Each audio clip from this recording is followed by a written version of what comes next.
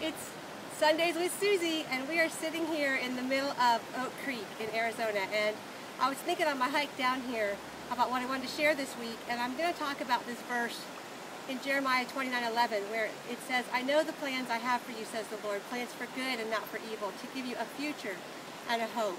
And just a year ago, I could not even imagine hiking down and sitting in the middle of a creek because of my health. And after being chronically ill for 7 years, there were definitely times when I wondered what God's plan was for me and where my hope and my future were. And through all that time, there were some tough days. There were days when my sickness felt like it consumed my days, consumed my thoughts. There were other days when I would remember that God has great things in store for me, and I could trust and hope and envision what might come.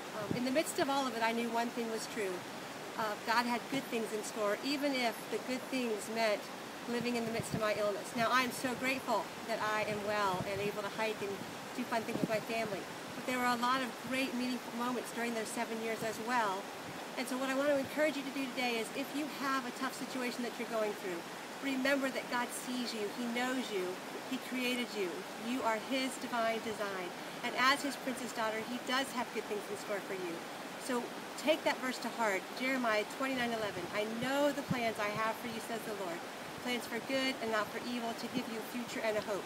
And sometimes that hope and future is a long way off, so stay patient, stay in faith, believing God has great things in store for you. Visualize them, dwell on them instead of the difficulties you're in right now. Thanks for joining me, and I'll see you next week.